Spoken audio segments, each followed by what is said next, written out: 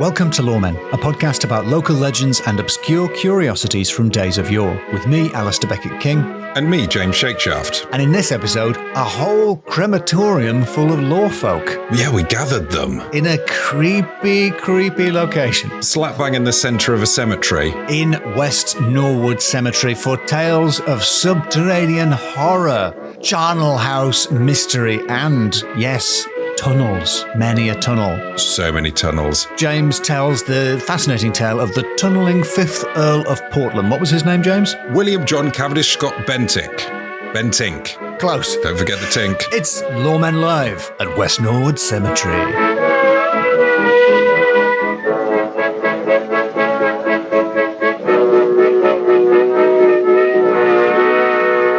This is weird, isn't it? Yeah. What are we doing here? When I arrived, there was a murder of crows on the tree outside, literally going, ah, ah, ah. Honestly, there was, in real life, crows. Would you like to describe for the listener the space that we're in? We're in a room. It's pretty spooky, if I'm honest. I'm pretty sure everyone here has just walked through a graveyard to get here. If you haven't walked through the graveyard to get here, it means you were in the graveyard already, and that's probably more worrying. There was quite the moon out tonight. I think it was pretty spooky, but everyone has their own booze. So everyone's pretty happy, I'm guessing. Did James say everyone has their own boobs? Everyone has their own booze. Booze! Yeah. Everyone has BYOB means bring your own boobs. Yep. Yes, boobs, your own boobs. There's one part of the room you haven't described behind us. Behind the stage, there's a curtain. Bex, would you press the button? Oh, it's moving. Behind us, the curtains are opening. Oh, no. And that, I think, that if I understand correctly, Bex, you have 3 buttons there. You've got open the curtains, close the curtains, and then a red button for the coffin descends, which we're not going to press. Out of respect, I think, for the venue, could we close those curtains again, please? And genuinely, the listener will appreciate this. The curtains were holding so much cold air there. A genuine chill has entered the room as we revealed what I assume in the business is called the coffin hole. I'm surprised at how cold it was, given the nature of this, because we are, of course, recording this in a crematorium. A famously hot type of building. Yes, certainly one area of it is very hot, and that was that That's bit. that bit, the old coffin hole. But it's nighttime, I guess. They got to turn it off, I suppose. I don't know how it works. And I probably shouldn't guess. Budget cuts. They've shut down 24-hour crematoriums. In the old days, it was all crematoriums. You could cremator any day, any time of the day you wanted. That's London. This is off topic. None of this is going in. Taste. Welcome to Loremen, a podcast about local legends and obscure curiosities from days of yore. I'm James Shakeshaft. And I'm Alasdair Beckett-King. Nice. And here is... Well, don't say nice. Nice. We're going to have... I was about to introduce the audience, but you've revealed yourselves by laughing. And here is a crematorium full of lorefolk. Hello. And now, since it is a crematorium, give me a spooky noise. It was a little bit game show. It's a bit like I've revealed a prize, but the only thing behind this curtain, as you know, is a coffin hole. James, yes. Do you have a spooky subterranean tale for us this evening? I do have a spooky subterranean tale. Well, I'm not sure how spooky it's going to be, because I figured this is going to be pretty spooky in here. And we're surrounded by lots of people that are dead and underground. And I thought it might be interesting to talk about someone who lived underground. That'll make more sense when you've heard the rest of this episode. I would like to talk to you about William John Cavendish Scott Bentink. How many guys is this? That's one person. That is clocking in at one person with 5 names. He's the 5th Duke of Portland. I heard about this guy. I was reading Peter Ackroyd's London Under, and he was referenced in that. And my other source is Pew Marie Beatwell, And the book is called The Dead Duke, The Secret Wife and the Missing Corpse. Great title. Could we have the author's name just again? Pugh Marie Eatwell. Pew. P-I-U. P-I-U. Pew. Pew. Pew. Pugh Marie Eatwell. Not just a sound effect from video games, but a name. Great name. The Dead Duke, The Secret Wife and the Missing Corpse, which it sounds like one of them ones that's those films on Amazon that try and latch onto like Alien. So they're called like Alien Fighter. Yeah. And you buy it by accident because you think it's Alien. It's like that, but for The Lion, the Witch and the Wardrobe, I think. but spooky. Or like the VHS versions of The Lion Who Is a King. Yes. It's quite similar to a Disney film, but less well animated. Yeah, exactly. Yeah. But I'm going to start you off in a filmic manner. We're going to do a classic Shakeshaft film cut. Boom. We're in the court of Elizabeth I, Elizabeth I. Or as I guess she was known at the time, the Great Queen Elizabeth. or the Queen Elizabeth to end all Queen Elizabeths. That's very good. She was actually... I think that's the best joke that's ever been on the podcast. She was actually known as Queen Bess. Bess is somehow a nickname for Elizabeth. I guess it's the middle bit slurred. And what you do, it's not actually a film. It's more like a 3D immersive experience. So you've popped on your VR visor and boom, you're in the court of Queen Bess. And there's a bunch of people over there and you say out loud, "Hey, Bess," because you want to attract someone's attention. Now, the Queen looks round, obviously. Mm-hmm. So would the person we're interested in, because it's not Queen Bess, it's Bess of Hardwick, who is one of Queen Elizabeth's very good mates. If you're picturing Queen Elizabeth, you're basically picturing Bess of Hardwick. She had very much the same vibe, a lot of forehead. Basically me without a beard is what you're describing. But if you piled your hair up into a big ginger bum... I'll do it for the listener. But this Elizabeth, far from being the Virgin Queen, she was quite the Elizabethan cougar. She married first in 1543, and her husband, Bobby Barley, was 13. And she was widowed a year later. But when he was 14? When he was 14!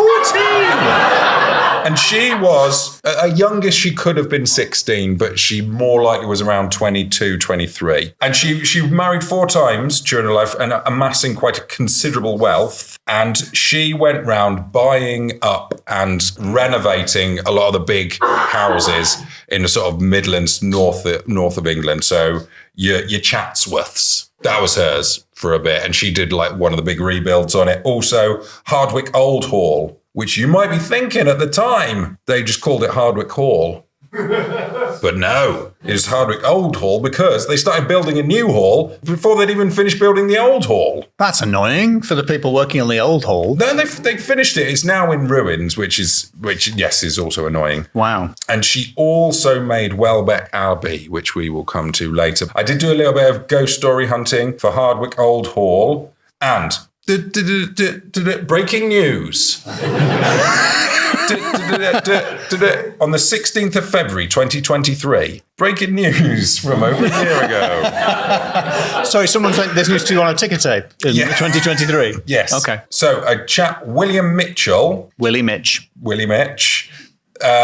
at a funeral near Hardwick Hall. And he went for a little walk, and as the article says, I'm sort of into ghosts and stuff. So he took a bunch of pictures, and he zoomed in to see if there was anything weird in any of the windows. And I scrolled down this article, and there was an image with the caption, "Can you spot the ghostly apparition in the image?" Unfortunately, there was a pop-up ad.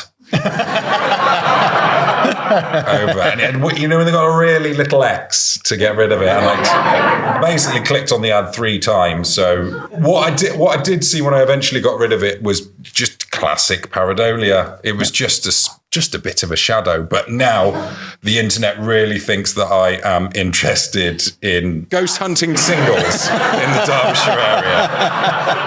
Can you tell us one weird trick to burn abdominal fat that the doctors don't want you to know? That the ghosts don't want you to know. Ghosts hate him. Interestingly, the old hall and the new hall, there is some rivalry because the old hall is run by English Heritage and the new hall is run by the National Trust. Oh, fight. For American listeners... It's basically Bloods versus Crips. Right? Yeah. So, Welbeck Abbey, it is not affiliated with either the English Heritage or the National Trust gangs. It seems to be an independent mansion. Upcoming events on the 26th of October, historic pies.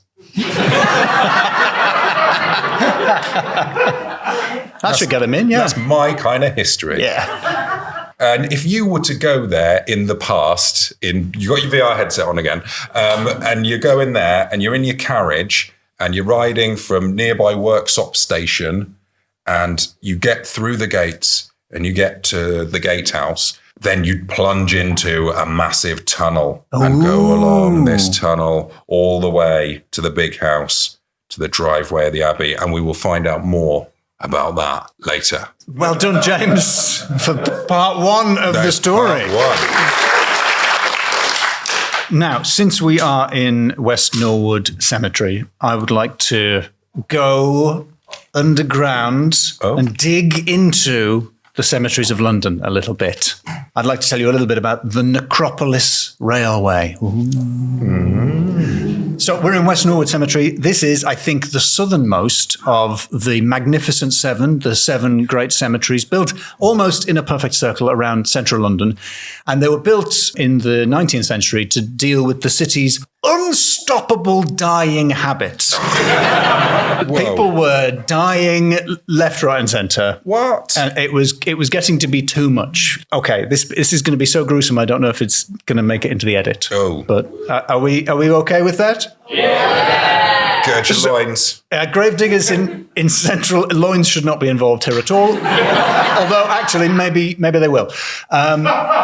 Gravediggers were, in burying new bodies, they were digging through the bodies of people who'd been buried quite recently. Oh. So in London Day and Night by David W. Bartlett, 1852, he quotes a gravedigger named Chamberlain who says, "We have camped the bodies quite perfect, and we have cut parts away with choppers and pickaxes.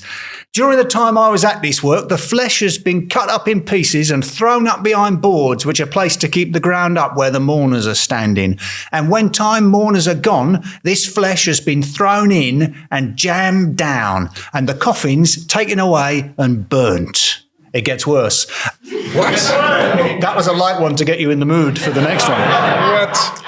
"Another testified to things more horrible than ever Dante saw in hell," says Bartlett. And then he quotes another, I think, assistant gravedigger who has a very similar voice to Gravedigger Chamberlain. Good.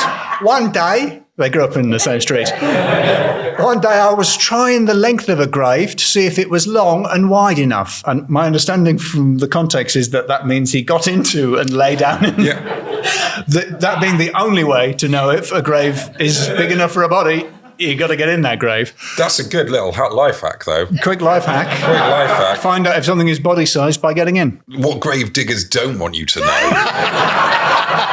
So he was trying the length of a grave, and while I was there, the ground gave way, and a body turned right over, and the 2 arms came and clasped me round the neck. Ay, ay, ay. And so that's why it looked like he was hugging that corpse. When you arrived, it was actually a very funny story. And he's glad you're here, actually. And now he can explain how hilarious it was that happened. I was testing the size of the grave. I was just doing that thing we all do where I was testing the length of the grave. And wouldn't you know it, it fell on me. But for the upwardly mobile Victorian cadaver, there was another option. The London Necropolis, which opened in 1854. It's also known as Brookwood Cemetery. It is still, I think, today the largest cemetery in the UK.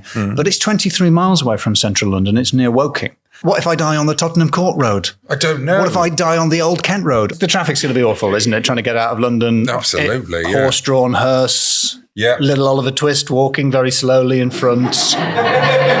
Would he say, "Please, sir, can I have some morn?"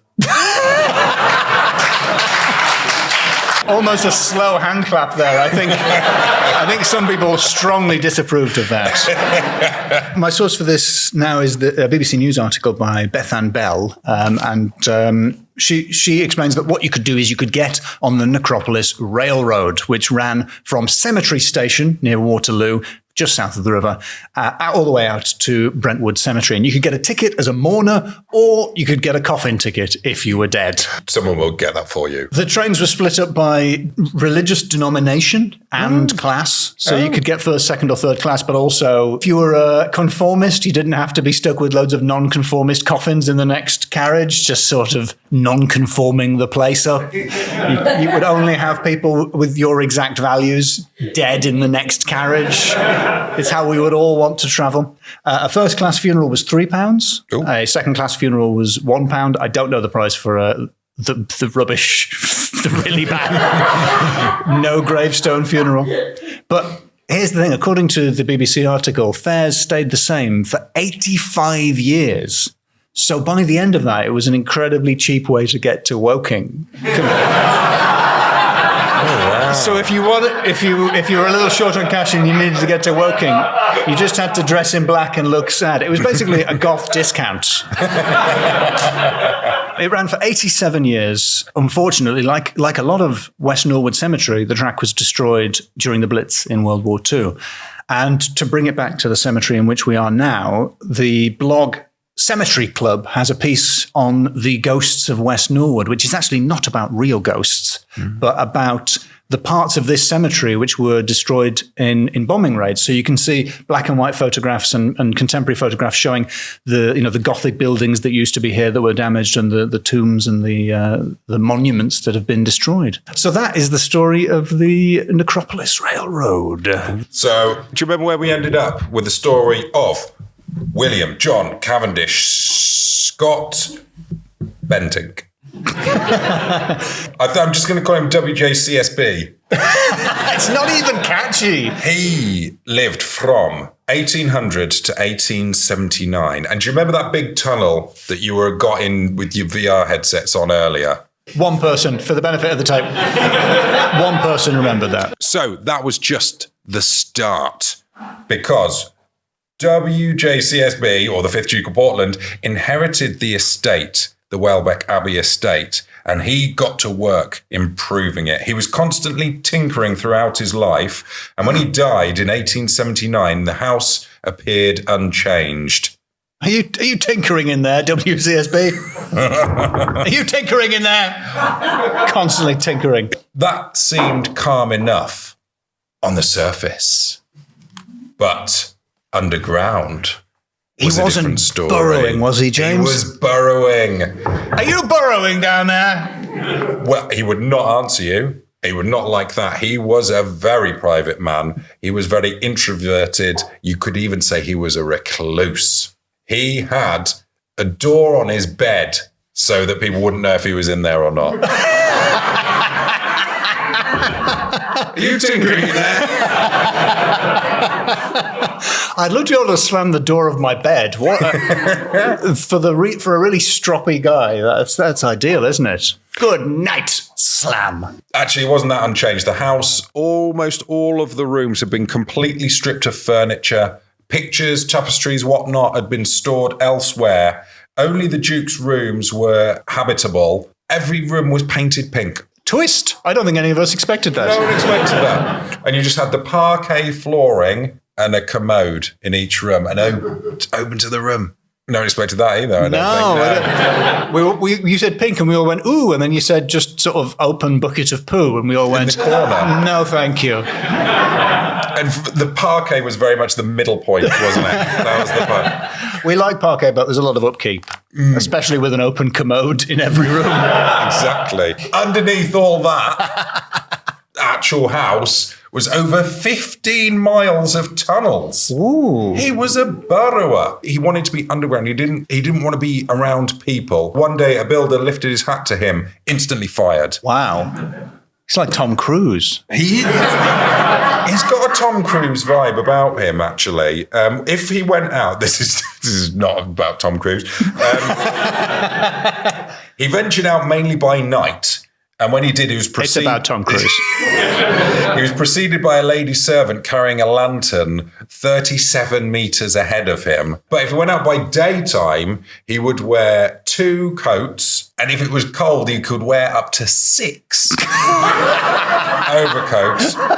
This perfectly spherical guy. He had a very high collar on his coat, and then he'd have a big hat on, and underneath that hat was a slightly smaller hat, minimum 2 hats. And he had a big umbrella, and he'd hide behind it if people tried to talk to him in the street. He did not like people. Although, actually, some people say that he was quite kind to his workers. We'll get to that in a minute. On his doors, right, on every door in the house, there were 2 mailboxes, one in, one out. And that was how he would communicate with people. If he was in a room and someone wanted to speak to him, they weren't allowed in. I think only his valet was the only person who really saw him in person. Everyone else, even the doctor, they'd have to go through the letter system. There are only so many things you can poke through a letterbox for a doctor to look at. It's going to limit what the doctor can treat. He doesn't sound like he would have that many problems with the French disease, as I think we call it. He loved chicken. He'd only eat chicken. He had 1 roast chicken a day, half for breakfast, half for dinner, and that was posted through the door as well. And alive or not alive? I'm guessing if he didn't invent, he was definitely an exponent of the spatchcock. And that's what the doctor had to deal with. But he would often be around and about the 15 miles of tunnels underneath the house, and he had a little chicken railroad. So he insisted there was a chicken be roasting continuously. Presumably they swapped that out for a new chicken rather than just one very burnt chicken. But there would constantly be a chicken on the rotisserie, and he would be able to summon it via the medium of small chicken railway. Please tell me there was a little chicken driver with a little train cab driving the chicken railroad. Oh, no, I hope not. It's still like a mini version of what you were talking about. It's the chicken coffin railroad. Very sad. Little goth chicken hitching a ride. He was very kind to the workers, actually. You'd have to be quite kind with such a ridiculous setup. They were told to treat him as if he were a tree. Presumably means wee on him or play hide and seek behind him. Encourage their children to climb him. I don't know. He provided all of his workers with an umbrella, a suit of clothes, a top hat, just one, and a donkey. They got their own donkey to ride from the station to the thing, and a roller rink. Not each. They had a roller rink to share. Roller rink? There was a big roller rink. Yeah, the rooms underneath this place, there was a library. There was a massive billiards room. Is this in the tunnels? In the tunnels underneath. He created still there now. Oh, wow. There was a whole warren. He was the inspiration for Mr. Badger from The Wind in the Willows. Oh. I thought, wow, you've nailed this crowd's interest there. Yeah, it's not a slow hand clap. There was a delighted, There was also an observatory underground, which seems confusing. But apparently, that bit had a big glass roof. I nearly said roof, because that's what my accent wants to say. But then I tried to fancy it up because we're in a crematorium. Roof. Just made it a bit showbiz. That's all right. There was a huge room. It was 49 meters by 19 meters, which was going to be the Great Hall. But then he kind of... Are there pillars in these rooms? This room, in fact, was the largest unbroken floor at the time. The largest room that didn't have pillars in it. Nobody with any sense would dig a cave that shape. It's going to cave in. It didn't. Oh, okay. It was... Shows what I know. It was designated as a ballroom. All of these were pink as well, by the way, like upstairs. And this one had a sunrise painted on the ceiling of it. And it had a hydraulic lift. And it could carry 20 people from the ballroom up to the top. And as it says, the Duke never organised a ball there. So that's the guy. He seems pretty peculiar. And he also seems like a guy that lived in London. called T.C. Druce. Ooh. And in 1898, the daughter-in-law of T.C. Druce raised an affidavit to have T.C. Druce's body exhumed because she thought T.C. Druce was WJCSB. And we'll find out more about that in the final part. What? A little bit more from Alasdair. Epic and confusing twist. Yeah, you can be clever there. I don't know how you raise an affidavit, but I'd love to raise an affidavit. And having seen them in films, I'd love to subpoena someone. Oh, yes. You know, it's things like, hey, are you James Shakeshaft from Loremen? Yeah. Subpoena! Just subpoenaed you. I don't know what it is. I don't know how to spell it. I'd really love to subpoena someone. It's a subpoena, isn't it? I don't know if there is like a normal pena and then like an Uber. A subpoena. Yeah, an Uber pena. Ooh. Sounds bad. Yeah, it does sound bad. Yeah. That's probably why they don't say that. Yes. Well, I would like to bring something supernatural to the table. Have you heard of the Nightmare House of Langmead Street? No. Well, it's a lesser-known haunting which took place very close to where we sit right now. Langmead Street is just a couple of roads away. In Philip Paul's book, Some Unseen Power, Diary of a Ghost Hunter, 1985, he describes a classic polterguy which occurred or manifested 2 decades before Enfield. It's the 11th of July, 1951, and Inspector Sidney Candler was called out to a 3-story, 6-room house on Langmead Street, just a stone's throw from West Norwood Cemetery. Now, I don't think the house is there anymore, but it was on a sort of L-shaped back street, and it was inhabited by the Greenfield family. That's Cecil Greenfield, 26. He's our main Greenfield. He lived there with his parents, his sister, his brother, his brother's wife, and if I understand this correctly, her parents as well. So this will shock you. They started to hear noises in this 6-room, not 6-bedroom, 6-room house full of an entire Coronation Street's worth of people crammed in there. They started to hear noises from the attic, your usual, your scratches, your bangs, your sounds of moving furniture, your objects thrown across the room, your flickery lights, your radios that turn on by themselves. Yeah, I can see I'm not impressing you, James. It's so far so polterguy. Yeah. How do you like a milk bottle that walks upstairs on its own? What? Is it on some sort of milk bottle railway? No, nor is there a chicken assisting it as it boom, boom. I like to imagine step by step, boom, boom, boom. Oh, I'm imagining walks its way. Tottering from side to side is quite cute. It's not that spooky, but it is supernatural. And absolutely. Do we need to explain what milk bottles are for younger listeners? Yeah, no, because everyone downloads their milk, don't they? I get mine on Napster. They have a milk streaming service. It's just a very long udder. I hate when I'm halfway through sucking milk out of the long udder and an advert comes on. But I will not pay for premium. Gold top service. So there's more. The milk bottle is not the end of the mystery. How do you like a mattress rising up from a bed, and when you try, you can't even push it back down? What? Yeah. Air mattress? No, because you could push down an air mattress. You could easily. They are inherently flawed. How do you like Cecil waking up in the night to sounds outside his door? He approaches, he opens the door, and what does he see but a milky white figure, the milky white figure of a man descending the stairs. And as it approaches him, James, it vanishes. What? And Cecil's screams wake the entire family.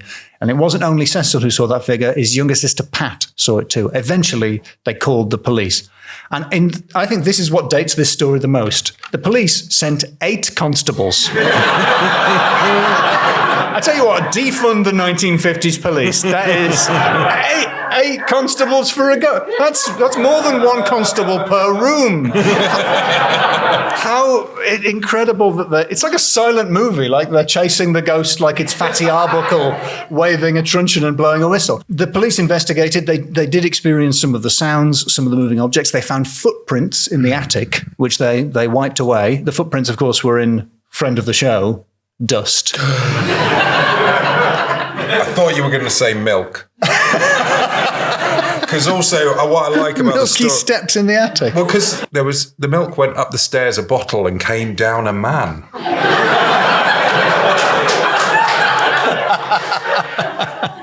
And then the next day, the footprints were back.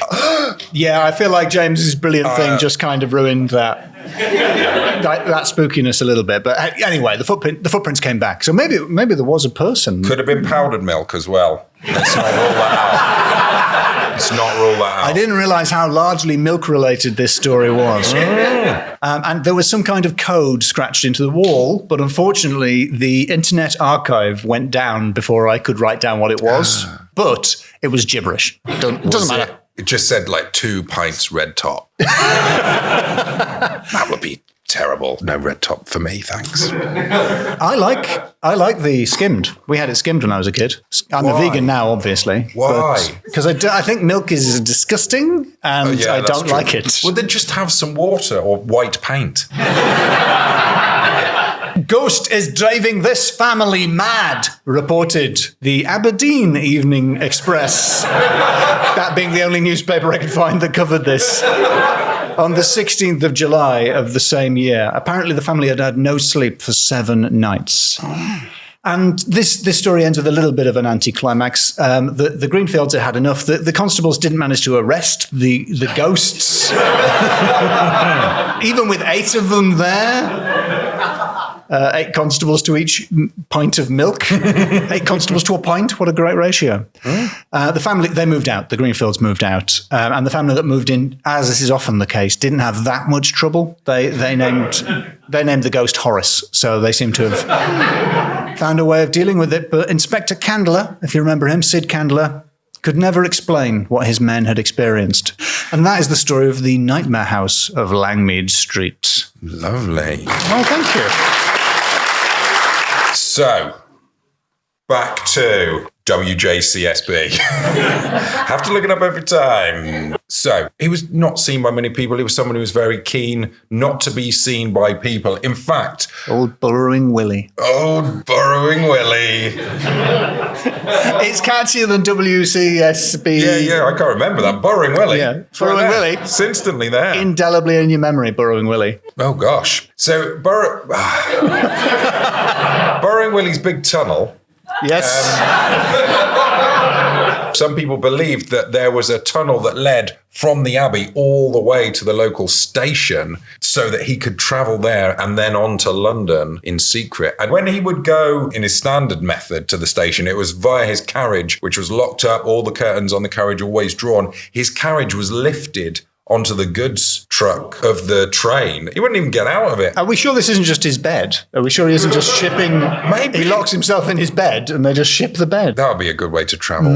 It's the only way to travel. It was at this point that I realised he's quite a lot like Batman. Because, he's got the cave when he comes into his mansion, he goes into the cave. Yes, cave underneath his house. Cave underneath his house. He's got a series of disguises. 6 coats. That's less Batman. Bruce Wayne could easily afford 6 coats. Oh, big time. He could afford a big hat with a smaller hat underneath. Easily. He's a playboy. He's an absolute He's playboy. Gotham's richest man. He could easily afford that. He's got an umbrella, but that's more the Penguin. Anyway, I wrote that down in my notebook. Is he Batman? In massive letters. And I was on a train at the time and it was like, I really hope no one's looking over my shoulder. I just suddenly and then had to write something down. And what I wrote down was, is he Batman? It's like I've just cracked the case. So yeah, he would travel to London in secret and he spent a lot of time in London. And that is why in 1898, there was someone who claimed that he was leading a double life in London as T.C. Druce, who was a Victorian businessman who ran a very fancy department store in London's Baker Street called the Baker Street Bazaar. And this guy died in 1864, which was around the time that Burrowing Willie stopped going to London so often and spent more time in his own house. So, Coincidence? Coincidence? T.C. Druce had a habit of appearing unexpectedly in random places in his department store. He'd utilise a series of tunnels that a department store had. His office, T.C. Druce's office, had red curtains around it, and if they were drawn, it meant keep away. But if they were open, you could approach. Bring me chickens. Funny you should mention the chickens because T.C. Druce, like Burrowing Willie, did not like red meat. He would only eat chickens. And if you remember, Burrowing Willie would only eat chickens for breakfast and dinner. T.C. would only eat them for lunch. They're two sides of the same coin. Wait, I'm sorry, I'm from the north. Dinner is lunch. Oh, no. I've been completely misunderstanding when this guy ate chicken. Thanks to your lack of specificity, James. What is it? Not if you say tea. supper. Tea is the evening one. Of course I don't say supper. My gosh. And TC never talked to his parents or his family, and he moved around London every couple of years. His daughter-in-law thought that he was this famous recluse and that his coffin had been buried with just some lead in it. They were subject to 9-year legal wranglings, and then finally, on the 30th of December, they opened T.C. Druce's grave. I forgot about the affidavit. I'm so excited. Well, they opened up the grave and then his body was just in there. He wasn't Burrowing Willie after all. He had a secret family in Australia and that was why he was being weird. Wait, so he did have a secret? He had a secret, but it wasn't that he was a duke. He had a secret family? Wow. It was just he had a secret family in Australia. Yeah, so that was a bit of an anticlimax. Can we have a somewhat disappointed round of applause for James's story?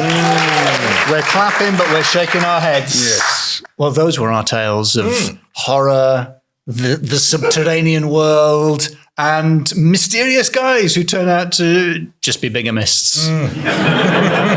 Are you ready to score me, Yes, Alasdair? I am. Yes, supported by this one group of lorefolk. Thank you so much for coming out. Yes, we are ready. Yeah. We are ready to pass judgment. What's your first category? Okay, so category the first is the naming. Naming. Okay, I think we had some pretty strong names, I have to say. Burrowing Willie.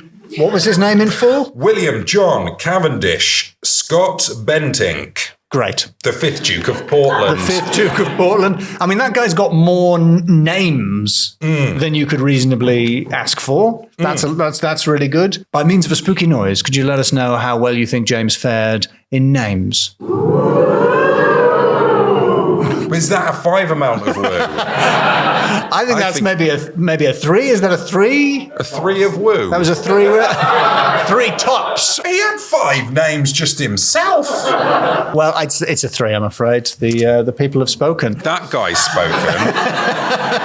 But we're all intimidated now. We're so confident. But I'm sure you'll get loads more for category 2. Category 2, supernatural. I did what I could. Yeah, you did well. I brought a poltergeist to the table. There was that guy on the internet who took a picture of a window.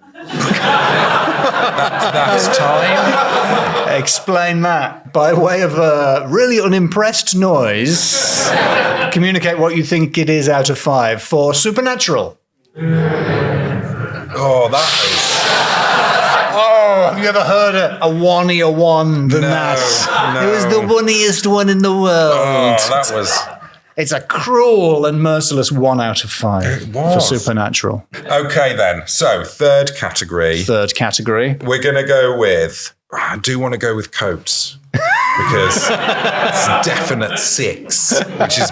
boom. Unless we go with the Ludo rules, where it bounces back. So, I'm going to go with trains. Trains. Okay, so how many trains were there? Loads. 5.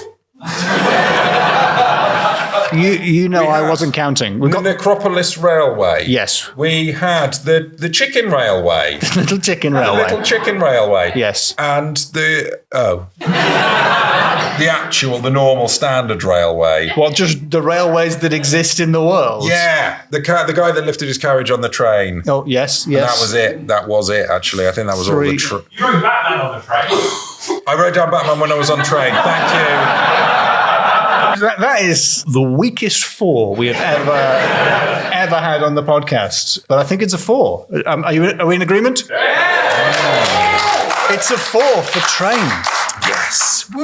4 trains. Yeah. Okay, and our final category this spooky evening is the spooky category of dairy/chicken.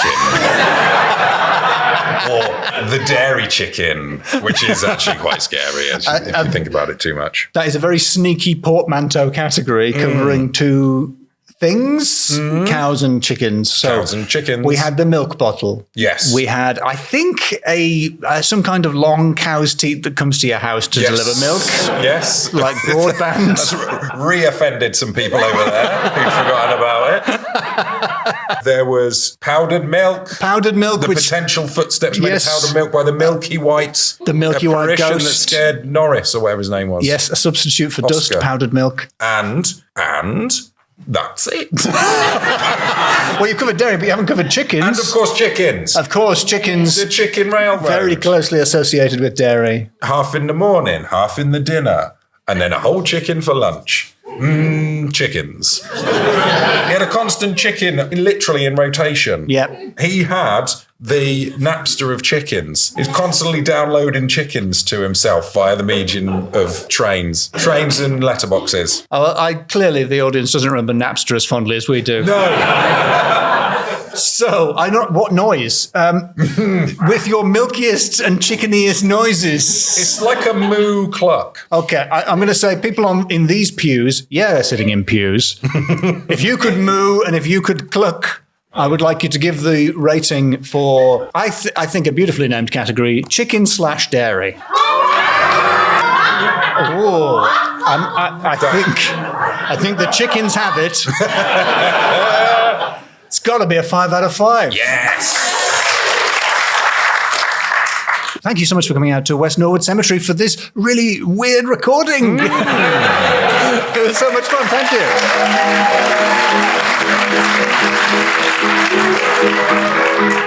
There you go, Alasdair. I think we'll agree that tale was not a boring because of the tunnels. Because of tunnels. Despite all the tunnels, it wasn't boring. Maybe punch that up. Yeah. Thank you very much to all the lovely law folk that joined us there. Thank you to former Deputy Lawperson Ben Van der Velde of Good Ship Comedy for organising the Choose 27 Comedy Festival, SE27 Comedy Festival. And thank you to the staff of West Norwood Cemetery for letting us do that. Yeah, if you want to hear some behind-the-scenesy type stuff, extra stuff, go to patreon.com/lawmenpod and you can become a law person there and join us in the Lawfolk Discord as well. Thanks to all the people that already do that. Yeah, thank you, actually. Thanks, actually. Now, back to the tunnels. I'm vegan. It's not coming to my house. No, thank you. I'll just suck on some kind of municipal oat faucet.